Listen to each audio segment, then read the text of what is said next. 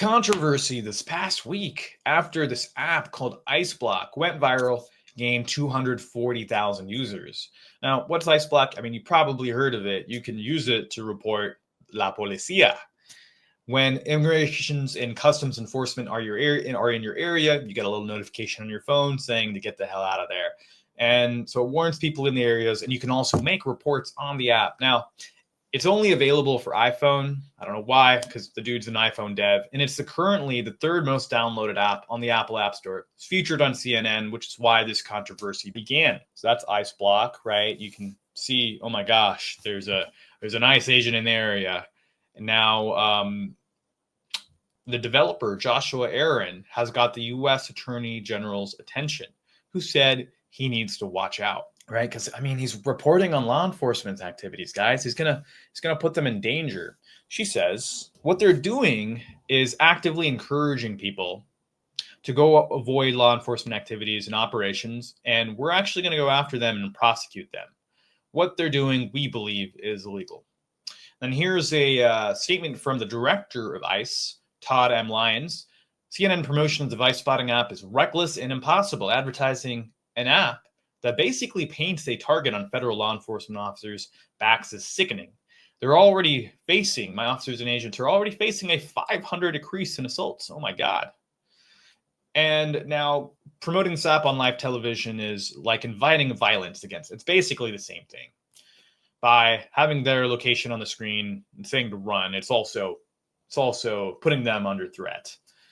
But legal experts and lawyers don't agree.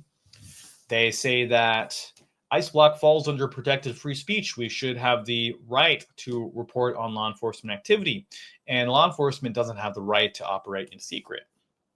Now, the app's not open source, which kind of sucks. Maybe there's a reason for that. The developer pledges it doesn't collect user data, and the sightings auto-delete after 4 hours. Now, there's a lot of questions I could ask. Well, does it use Apple location services? It's an iPhone, so it must. Does it use big tech data centers? It probably does too. There are some considerations for that. But because it uses Apple location services, Apple has historical locations for everyone using it and could isolate users of ICEBlock pretty easily. Give me all the Apple users with this app installed. Okay, what's their location history, right? Things like that.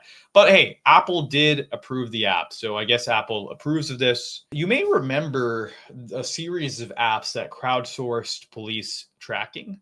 There was one app that popularized it, Waze Maps and Navigation, which was first an app of its own, and then it was later purchased by Google, and it helped crowdsource data, driving data. So obstacles on the road, maybe a jerk driver. Just kidding, that wasn't a thing. But most importantly, it was used to report speed traps and police cars to warn drivers to slow down ahead of them. Now, there was also Citizen, which is another app that was used to crowdsource crime reports and provide live video. At first, it was limited to San Francisco and New York City, but now it's available in many modern cities.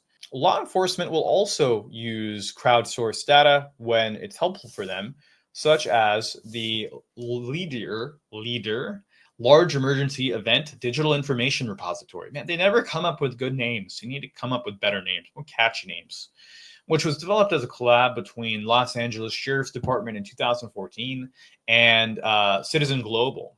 Now, this app activates when there's a large-scale emergency event and lets you upload photos or videos directly to law enforcement. In the past week, Trump signed the big, beautiful bill, and that also gave ICE the $170 billion total budget, which is bigger than any federal law enforcement agency. Like, it made ICE the biggest federal law enforcement agency, and they have a budget bigger than most militaries now.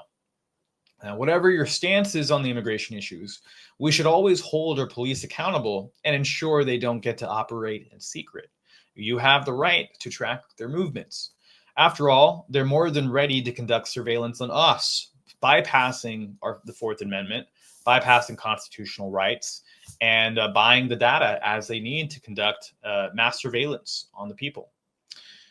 So with that, I think you should have the right to track police and you should use apps. You can use apps to do it. I wish there were better apps than a proprietary app on the App Store. But hey, maybe this is a call out. Someone build an app. Shazam. Or maybe we can use OpenStreetMaps and existing libraries and existing infrastructure to build something that will help crowdsource police activity. I think that would be really, really cool. What do you think? Do you think that tracking the police is ethical? Do you think that it's unethical because some people are here illegally? I want to know your thoughts. Please leave us a comment at tbot.substack.com. And remember to subscribe as a paid subscriber for more bonuses that I'm working on